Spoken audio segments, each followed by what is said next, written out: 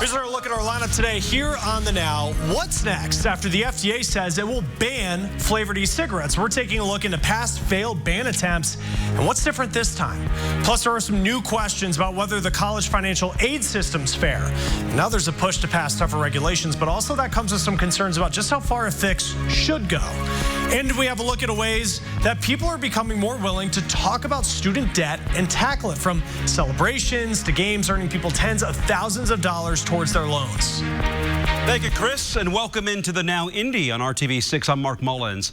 Well, there is already one confirmed vaping-related death in Indiana, as there are growing concerns about the safety of e-cigarettes. And tonight, we are just learning how many Hoosier teens are vaping. Riley Hospital for Children at IU Health says that almost 1 out of every 3 high school students has vaped in the last 30 days. Riley Hospital says they've seen more reports of vaping-related illnesses in the last few months. If you vape or know someone who does, these are the symptoms of potential problems that you need to watch out for. It acts a lot like a flu-like illness. It starts off with some chest pain, cough, some shortness of breath, maybe some just overall fatigue, muscle aches, just feeling overall crummy, not necessarily fever though. We have had children who have had other organ systems involved, not just their lungs. We've had children who it's affected their liver and their kidneys as well. That seems to be less common. Riley Hospital for Children says traditional cigarettes impact your lungs differently than vaping or e-cigarettes, but they say it's too early to tell if traditional cigarettes or vaping is worse for you. The EPA today announced plans to repeal a President Obama-era rule on water protection in the country. The Clean Water Act of 1972 protects federal waterways but doesn't define them. The Obama administration's 2015 rule tried to define them but has been held up in courts for years. Well, today the EPA under the Trump administration announced it will roll back that ruling, calling it overreach. Indiana is actually still using the pre-2015 rules, but state environment officials are still in favor of the change. It provides certainty. It allows people to understand the roles of the state and federal governments in ensuring our water quality is clean. This rollback basically ignores the fact that water flows into water and it's all interconnected. This rollback says it's not okay to pollute a big river, but it is okay to pollute the small stream that flows into the river. The rule change still has to go through a few more processes. It's expected to go into effect this winter. And Mark, we've got some hazy sunshine as we made it to 90 degrees again in Indianapolis today. It is dry in downtown, but northern portions of central Indiana actually dealing with some heavy rainfall here. We do still technically have a severe thunderstorm warning that goes until 5:45 for portions of Miami County. Largely, though, that's for the thunderstorm off to your east. You notice, though, around Peru and back to the west, we've got some additional thunderstorms that are developing. One impacting Logansport could have some 40-mile-per-hour wind gusts and possibly some pea-sized hail as it's moving toward the east and northeast fairly slowly. We still have that marginal or isolated threat mainly from Lafayette to Muncie and areas north for some gusty winds, possibly some hail in a couple of those storms. But you notice on TrueCast really keeping that rain coverage limited and isolated to northern portions of the area. We'll talk about a little better chance for rain across the area in your Friday forecast. Chris? Some of the first commercial flights into some parts of the Bahamas hit hardest by Hurricane Dorian started today. Search and rescue crews are still working as we hear more stories of survival. Thomas Hoppa took one of those flights into Freeport. I flew into Freeport from Nassau. We flew into Freeport in the Bahamas, which is about 50 miles away from Abaco, the area that got hit the hardest. Just the impressions from what you can see here at the airport tells a lot, you know. Take a look, take a look around. That's some of the damage, some of the piles of debris that have been piled up here. The airport terminal is damaged. That prevented some airlines from operating. Most of my family is here in Grand Bahama. My mother, my sister, my brothers, all here, all during the storm. And thank God that there was no loss of life, but they've had some flooding issues. We spoke to some who are flying in to salvage what they can of their homes. Absolutely. Any number of people who have been able to indicate that where they suspected that someone was missing, they now confirm that they have passed away. it's a real sad affair. Many people we spoke with say there are many without power, but some are using generators. We're told they can't drink the water here either because that's contaminated. Right now in Freeport, people say they're just waiting all of this out until the phase to rebuild starts. In Freeport, I'm Thomas Hoppo reporting. So much damage there, Thomas. Thank you. All right, let's start the Now Newsfeed. Some big names in business calling for more to be done about guns in America. Heads of 145 companies sent a letter to the Senate urging more background checks and red flag laws. Heads of Uber, Twitter, Levi's Jeans, all signing a letter that was shared with the New York Times. House Democrats want to look into impeaching the president. The House Judiciary Committee approving guidelines for impeachment hearings. Now, the top Republican on the committee said Democrats are like an Instagram filter, making something look like it isn't. Well, there is hope that the U.S. and China can come to some sort of trade agreement. President Trump postponing a planned tariff hike on Chinese imports this week. Chinese now looking at buying American farm products. The two sides will have talks next month. Let's get back to our lineup here. And what is next after the FDA says it will ban flavored e-cigarettes? Well, lobbyists, they've been fighting these bans nationwide. So ahead, we're taking a look into what's changing. Group, the strength to make a difference. Tuna may not seem controversial, but StarKist paying up. That starts the Now Newsfeed. The government fining the company the max amount of $100 million. StarKist had a role in fixing prices on tuna sold here in the U.S. Walmart's expanding its unlimited grocery delivery service. Costs $98 a year. It'll now be going to 1,400 stores this fall. If you're looking for a new job, bit of a life change, listen to this one, because towns in the Molise region of Italy will pay you to move there. Yeah, the area east of Rome will pay people more than $27,000 to settle there. There are more than 100 underpopulated villages that leaders are hoping people will move to. There's so much reaction coming in since the White House announced that it'll move to ban all flavored e-cigarette products. The Vaping Association echoing some concerns that we've heard from other health experts. You can talk about inappropriate marketing. You can talk about restricting flavor names, marketing, but just getting rid of these products, it's going to do nothing to combat the black market contaminated THC products that are causing lung illnesses and will actually just open up a brand new, potentially multi-billion-dollar black market. Now, the Vaping Association president saying that ex-cigarette smokers are also at risk of going back to smoking with a ban. Now, the group is in favor of what they consider sensible regulation of vaping issues and went on to say, in part, that prohibition has never worked in the United States. The ban would include all nicotine-containing e-liquids and pods in any flavor other than tobacco, which is mostly everything. Several states have tried to do this before. The vaping and tobacco industry invested a lot of money in those, and they actually won. A federal ban would not require Congress's approval, so in this case, the industry might not get a chance to fight it. The CDC continues to investigate vaping-related lung illnesses and deaths. They've said that the majority of patients were vaping THC products. Well, there is a push for tougher regulations after a reported loophole was found in the college financial aid system. These parents that really have the ability to pay are robbing the dreams of certain families. We're looking into the concerns about just how far a fix should go. Only on RTV6 News. Let's start the Now Newsfeed with a scary story involving beauty products. A Sacramento woman's in the hospital after using facial cream that was imported from Mexico. Now, it was labeled Pond's, and it had tainted mercury in it. Pond's says it didn't add mercury to the cream. The woman got it from a third party. Nestle wants to eliminate its greenhouse gas emissions by 2050. The company is the world's largest food supplier, says it recognizes climate change can impact our land supply as well as our food. Well, football season's in full swing, and there's certainly some concerns still with concussions and player safety, but the NFL wants to create a top-performing helmet. The league launching a $3 million challenge to create that. NFL will kick off the challenge in November. Obesity rates in the U.S. have hit historic highs. The group Trust for America's Health has looked at this disease in depth over the last 16 years. Now, its newest report out today, and researchers found a relatively significant increase in adult obesity from 2017 to 2018. In 9 states, the obesity rate is more than 35%. So much attention has been paid to the issue itself. There's been a lot of discussion about that. People are trying to do a variety of different programs and approaches around the country. We expected to begin to see a lessening of the trends towards increased obesity.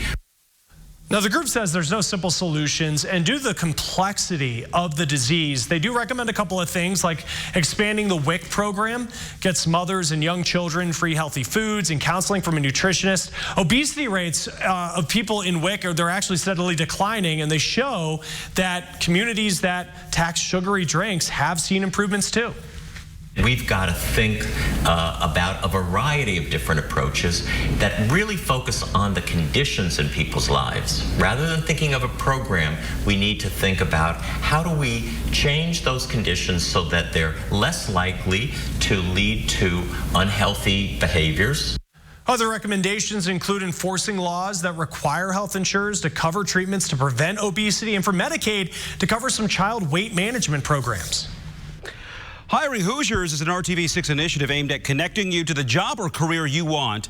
A new dining option on the campus of Butler University means about 50 jobs will be available. Today, Butler University officially announced that Chatham Tap will move into the same building on campus where Scotty's Brewhouse had once been. Chatham Tap is a restaurant and pub known for its English culture. Butler officials say Chatham Tap plans to employ 50 people at the new pub. The restaurant pub is expected to open by the end of October, so just in time for Butler basketball season. One of the most popular side jobs out there, delivery jobs, making runs for Lyft, Uber, Amazon, or DoorDash. But working for you, John Mattery shows you why many workers for one of those companies are very unhappy, so you don't waste your money. Working a side hustle like delivering for DoorDash sounds like a great way to earn some extra money. Only problem, a growing number of drivers have been complaining they're not earning that much money at all. Matthew Wimsat picks up a food order. Arrived.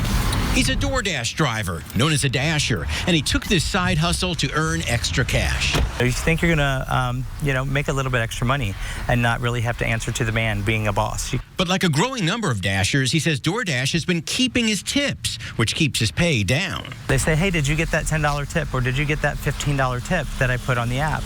And no, they only paid you $5.37 for that trip. Driver complaints started filling up online forums this past spring, with many drivers claiming that the company was taking their tips to subsidize other drivers so that everyone makes $10 an hour. But some drivers say sharing tips is unfair. Matthew says some days he earns less than the federal $7.25 an hour minimum wage. So how much are you making? You think that you're making this amount of money, but then after your cost of fueling up your vehicle and the cost of your insurance, the cost of your cell phone plan that they do not reimburse you for, and you're not realizing that you're losing and the house is just winning. After a class action lawsuit from some drivers, DoorDash is now responding. CEO Tony Hsu just announced in his blog that by late September, every dollar that customers tip will be an extra dollar in the dasher's pocket. Matthew hopes so because he loves working for DoorDash, but says his tip should be his. If you're considering a part-time gig economy job, be sure to read as many postings as you can from other employees to find out if it's a case of don't waste your money. I'm John Mattery for RTV6. Thank you, John. It continues to feel like summer. We got a lot of sunshine, though, across much of central Indiana. But here's a little food for thought as we go through time. As of today, our sun now sets before 8 o'clock. And 2 months from now, when you're watching the Now Indy at 5:30, the sun will be setting. The sky will already be getting dark with that sunset at 5:31 in early November. Of course, we'll be taking away daylight saving time early in that month. Temperatures right now, upper 80s and lower 90s. Feels like 93, though, in Indy. Feels like 97 in Muncie. And we're continuing to track some thunderstorms. You can see those now starting to clear the Logansport area, but moving through with some heavy rainfall into Peru. And then also around Marion, one thunder shower there. It's starting to shrink in size a little bit as those slide to the east. And then very isolated, very brief showers around Newcastle, also southeast of Anderson and Madison County and just north of Greenfield. So it will stay fairly isolated for us tonight.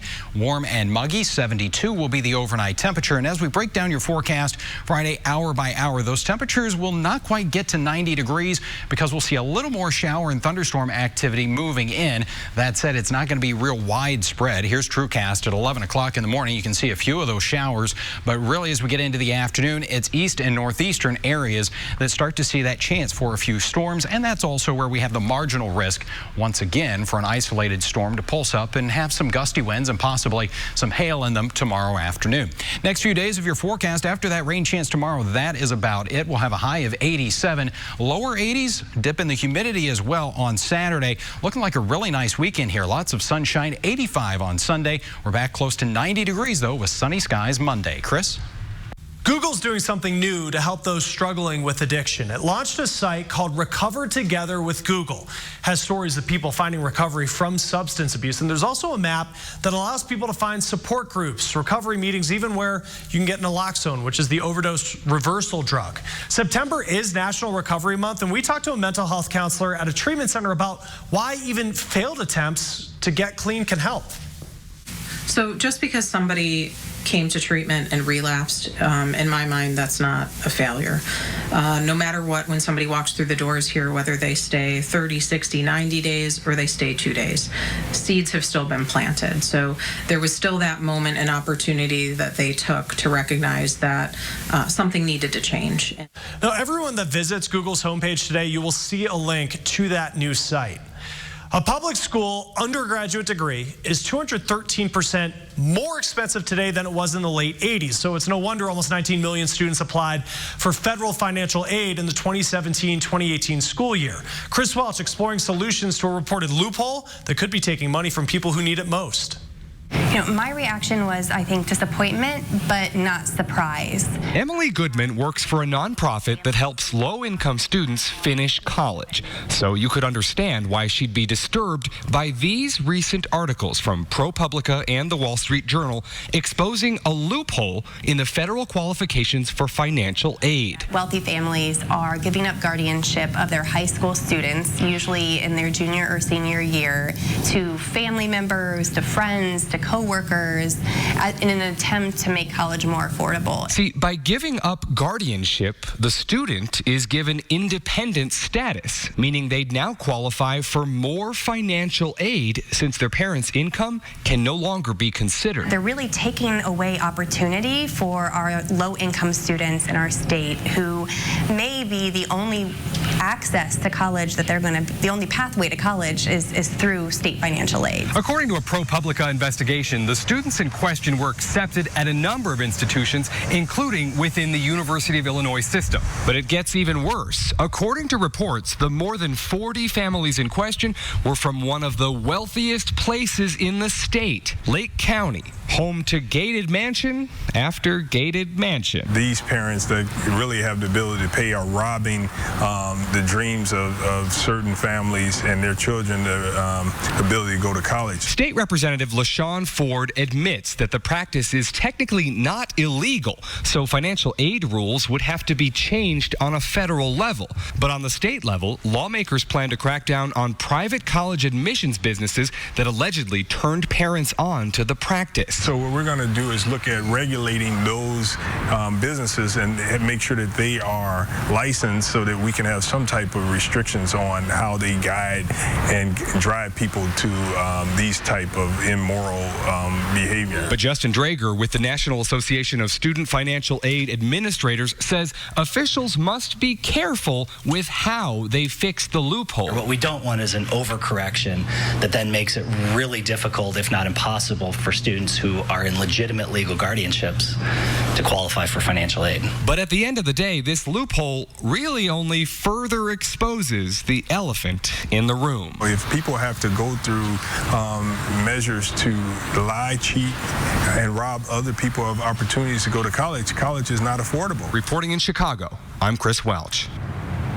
Unreal. Chris, thank you. Now we're going to turn to a story that is quickly going viral. A fourth grader was bullied after he wore a makeshift University of Tennessee shirt to school because he didn't have any official merch. Well, the school, University of Tennessee, heard about it and created a t-shirt with that kid's design. So far, more than 16,000 people have ordered one. And how about this? On top of that, the university's even offered him a full scholarship for when it comes time for him to go to college. That is awesome. All right, next in our lineup, people are doing some unique things to pay off their debt, then celebrating when it's gone. The game that's had a record year in helping people pay off student loans, mortgages, and more. We're going to get into that. You're watching The Now.